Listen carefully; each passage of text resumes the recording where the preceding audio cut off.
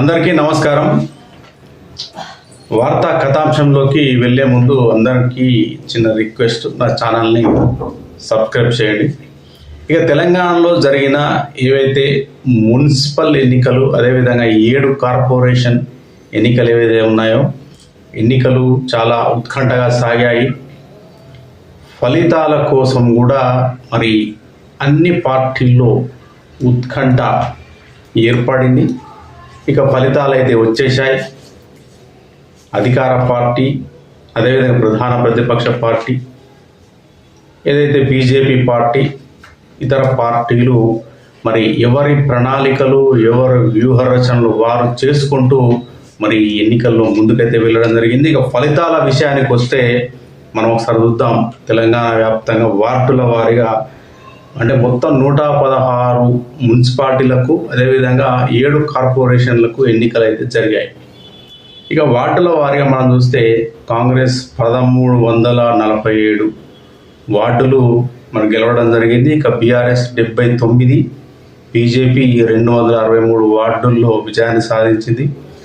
ఇక ఇతరులు ఎవరైతే ఉన్నారో 252 మంది గెలవడం జరిగింది.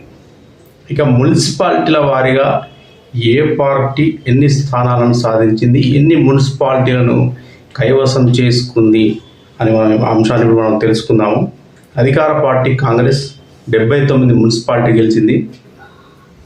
BRS party 25. అదేవిధంగా మరి ఏదైతే బీజేపీ ఉందో 4, అదేవిధంగా 8 హంగు.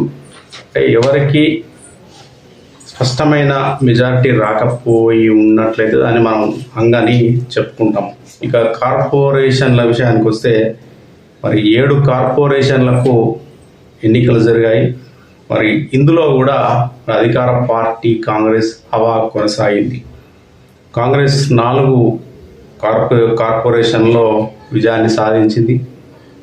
ఇక బీజేపీ మరి బండి సంజయ్ సారథ్యం వహిస్తున్న కరీంనగర్ ఏదైతే ఉందో, కరీంనగర్ కార్పొరేషన్లో కమలం బావుట ఎగరవేసింది. బీఆర్ఎస్ మరి 0.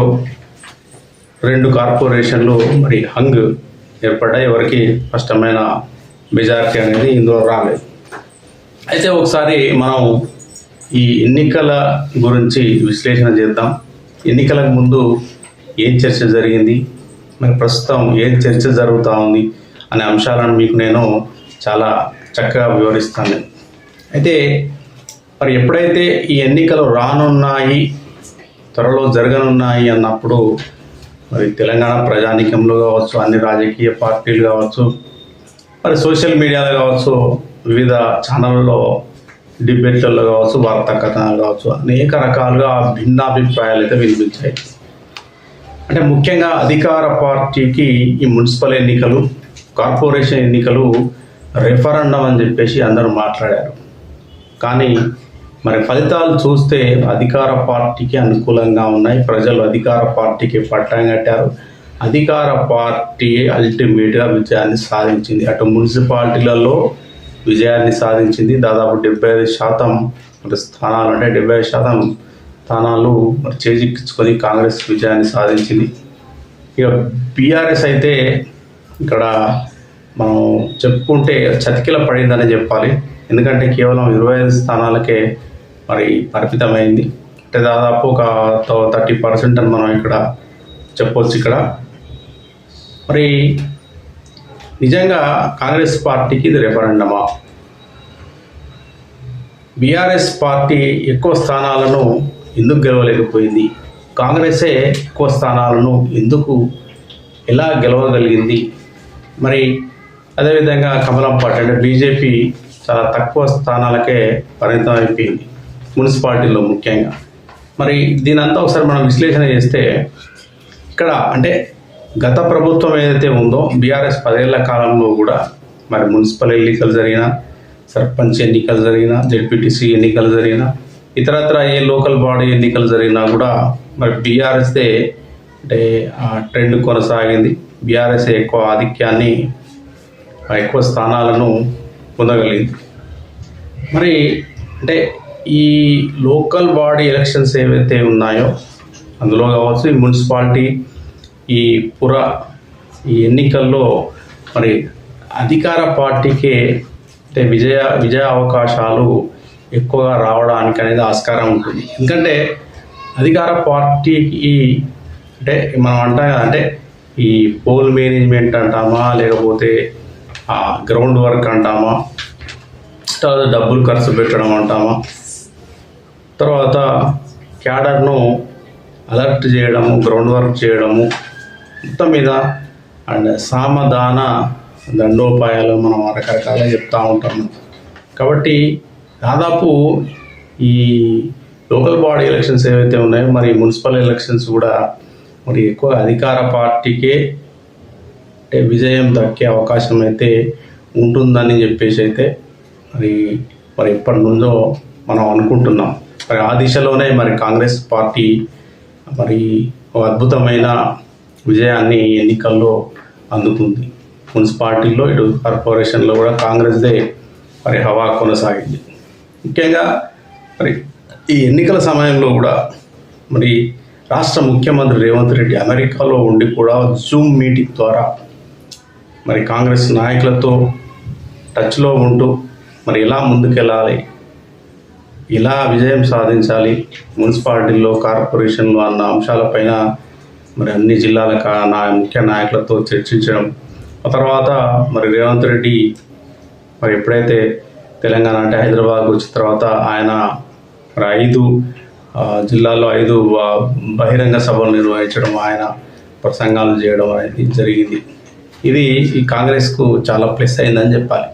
ఇక్కడ ముఖ్యంగా తెలంగాణలో అంటే ఒక అంశం చర్చనీయాంశంగా మారింది. అంటే రాష్ట్రంలో రేవంత్ రెడ్డిని ఢీ కొట్టే నాయకుడు లేడా? నిజానికి మరి రేవంత్ రెడ్డిని ఢీ కొట్టే నాయకుడు ఎవరయ్యా అంటే కేసీఆర్. మరి కేసీఆర్ అంటే వయసు పైబడడం వల్ల కావచ్చు, అనారోగ్య కారణాల వల్ల కావచ్చు, మరి బయట చర్చ జరుగుతున్నట్లు ఆయన పైన కేసులు, పలు రకాలైన ఆరోపణలు ఉండడం వల్ల మరి ఎక్కువగా ఆసక్తి చూపుతూ ప్రస్తుత రాజకీయాల్లో కావచ్చు, ఎన్నికల సమయంలో కావచ్చు మరి ప్రసంగాలు చేయకపోవడం, రాజకీయాలకు కొంత దూరంగా ఉండడం లాంటి అంశాలు మన బీఆర్ఎస్ అపజయానికి అవి దోహదపడ్డాయి, అవే కారణమయ్యాయని చెప్పి అయితే నా అభిప్రాయం. ఎందుకంటే ఒకప్పుడు కేసీఆర్ తన ప్రసంగాలతో ప్రజలను ఎంతగానో ఆకర్షించేవాడు. అది ఏ ఎలక్షన్ వచ్చినా కూడా దాదాపు కేసీఆర్ తన ప్రసంగాలతో అద్భుతంగా ఆకట్టుకునేలా మాట్లాడి ప్రజల్ని తన వైపు తిప్పుకునేవాడు. మరి ఇటీవల కాలంలో మరి కాంగ్రెస్ అధికారంలోకి వచ్చిన తర్వాత కేసీఆర్ కేవలం ఫామ్ హౌస్కి పరిమితం కావడము, మరి ఎక్కువగా బహిరంగ సభలు లేకపోవడం, ముఖ్యంగా ఎన్నికల సమయంలో కేసీఆర్ ఈ ఏవైతే బహిరంగ సభలు కావచ్చు, ప్రచారం కావచ్చు, వాటన్నిటికీ దూరంగా ఉండడము బీఆర్ఎస్ పార్టీకి అయితే ఇది పెద్ద దెబ్బ అని చెప్పాలి. అదే ముఖ్యమైన కారణంగా అని అయితే భావిస్తూ ఉన్నాను.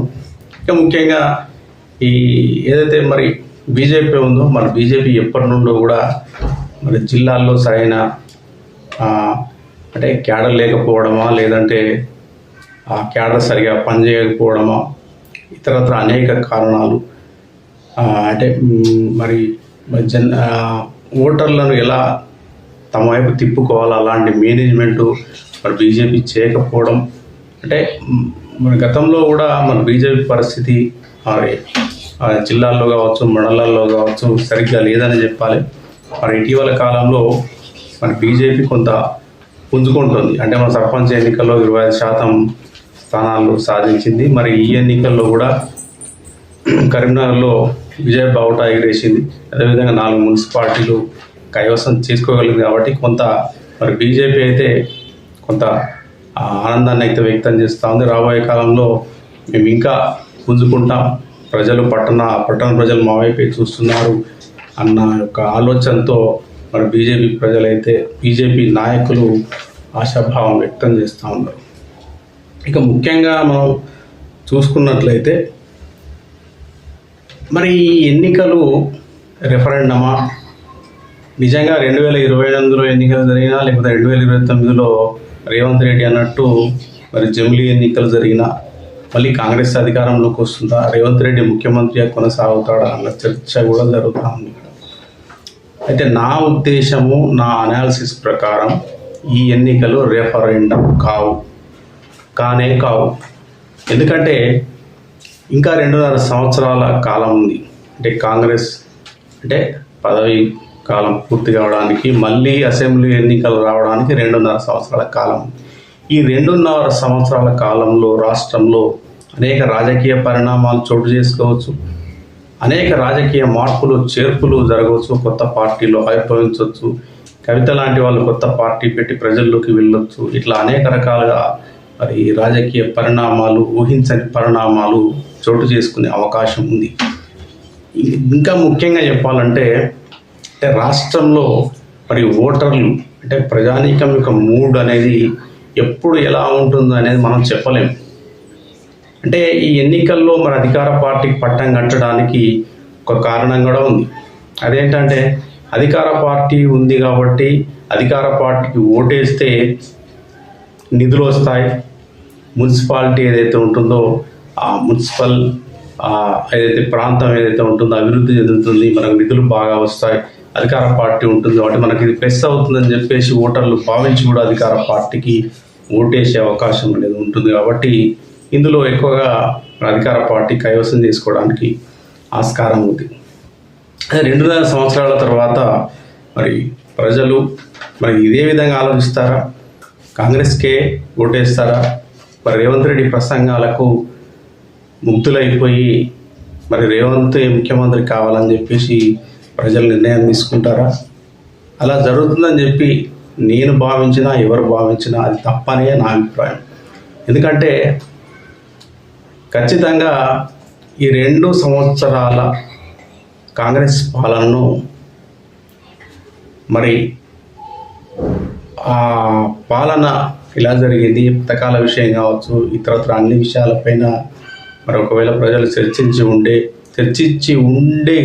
ఉంటే కనుక మరి ఫలితాలు వచ్చేవన్న చర్చ కూడా జరుగుతూ ఉంది. కాబట్టి మరి 5 ఏళ్ల కాలంలో మరి కాంగ్రెస్ పార్టీ అదేవిధంగా ముఖ్యమంత్రి రేవంత్ రెడ్డి మరి ఎలాంటి పరిపాలన అందించాడు, పథకాలు అన్నీ అమలు చేశాడా లేదా, ఇంకేమైనా అక్రమాలు జరిగాయా, అవినీతి జరిగిందా, ఇవన్నీ మరి 5 ఏళ్ల కాలంలో చర్చకు వస్తాయి. కాబట్టి ప్రజల మూడ్ అనేది ఖచ్చితంగా మారే అవకాశం ఉంటుంది.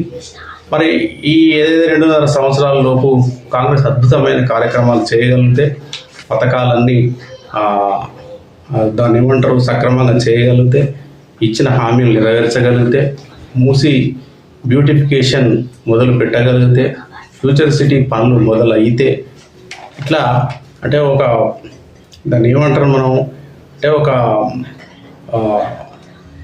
మంచి పాలనను రేవంత్ రెడ్డి ప్రభుత్వం అందించగలదే కాక మళ్ళీ 2028లో కూడా అధికారంలోకి వచ్చే అవకాశం ఉంటుంది.